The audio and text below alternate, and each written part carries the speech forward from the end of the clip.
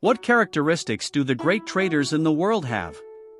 First, the funds used by these people for investment must not be their own life-saving money, but the funds that will not affect their lives after losses. This can be the first step in fund management. Only when the funds used for investment will not affect your life, you can be calm, and decisive in specific operations. Second, when the trend is clear, add positions decisively and dare to magnify the returns. However, it must be emphasized that the most important thing about adding positions is the degree. It must be moderate and increase positions without violating the basic principles of fund management. Third, do not be greedy.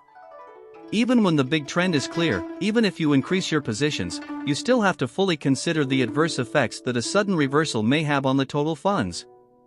This is very critical. Many people put all their funds on the whole line after the trend is clear, and even add high leverage. It is like a war. Even the cooks who cook take kitchen knives to the battlefield, leaving no room for themselves. As a result, the trend is slightly adjusted and the whole army is wiped out.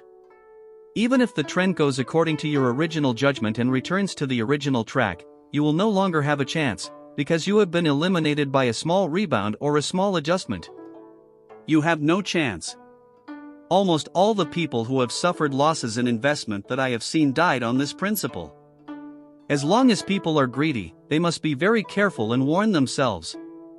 Greed is the fastest way to death. Not being greedy is the most important step to becoming a great trader. Greed is the most difficult to overcome, just like a man is difficult to get over pornography, because greed is the biggest obstacle in human nature that hinders people from success.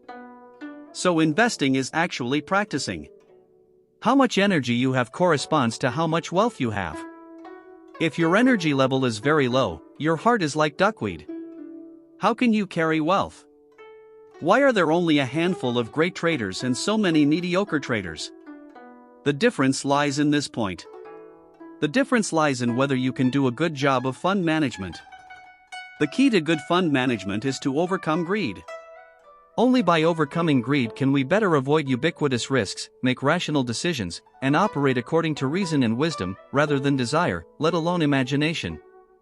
When desire burns, when imagination burns, wisdom is also burned to ashes. Where is the rationality? Think about it. I myself study trends. In the first lesson involving the operational level, I did not emphasize the importance of trends, but repeatedly emphasized the importance of fund management.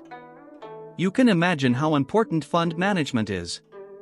I, who am so confident in the trend, bow down to the principle of fund management, because even if the big trend is against you, if the fund management is improper, generally a small adjustment can make you shattered and eliminated in advance. The fourth point is to decisively stop loss or stop profit when the trend deviates from your own judgment.